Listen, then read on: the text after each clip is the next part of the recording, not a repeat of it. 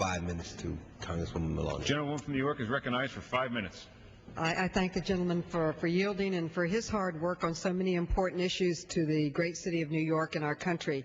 I rise in strong support of H.R. 3033, the Contractor and Federal Spending Accountability Act, legislation I have authored to help bring integrity and accountability to the federal procurement system. I want to thank Chairman Waxman and Ranking Member Davis, Chairman Towns, and their staffs and my own staff for working so hard on this legislation. The bill before us today has been modified from the version reported out by the committee to address concerns raised by some members, including Ranking Member Davis.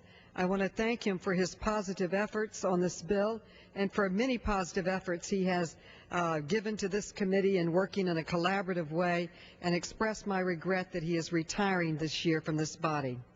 Also, the concerns of the Chamber of Commerce have been addressed in the underlying bill.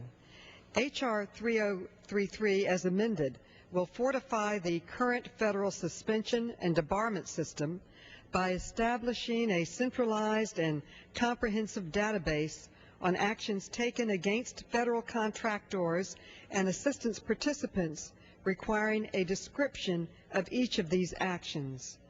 While the government has several separate information systems, currently there is no centralized comprehensive database for contracting officers to review prior performance and to review information on contractors before making an award or an additional contract award to contractors.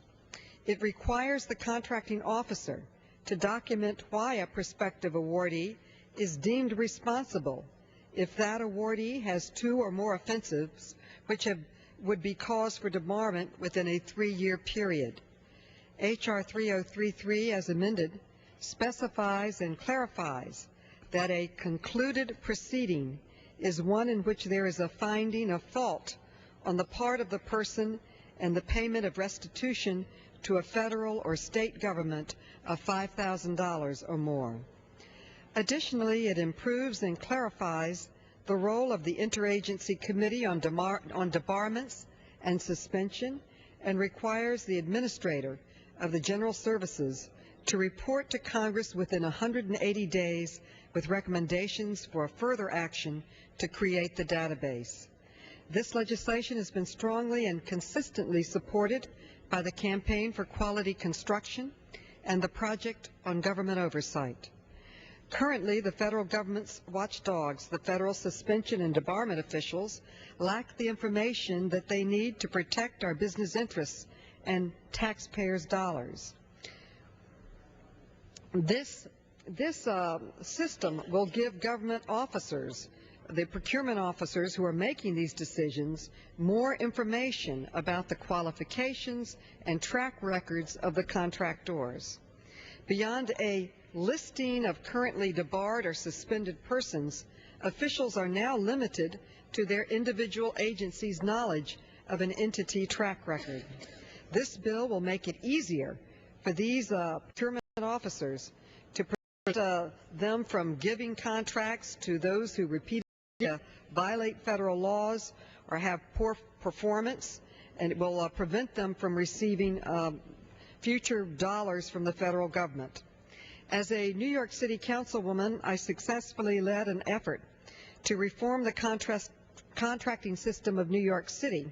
Included in that effort was a Vindex system which checked the backgrounds and the work of contractors before awarding contracts. It has been credited with saving the city of New York hundreds of millions of dollars.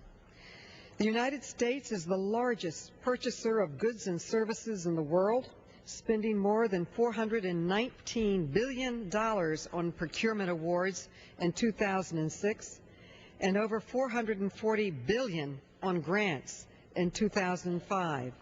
It is Congress's responsibility to ensure that the taxpayers' dollars are used wisely and not wasted, certainly not wasted in our contracting system. And we should not be giving awards to contractors who have poor performance records. I believe that by improving the system for awarding contracts.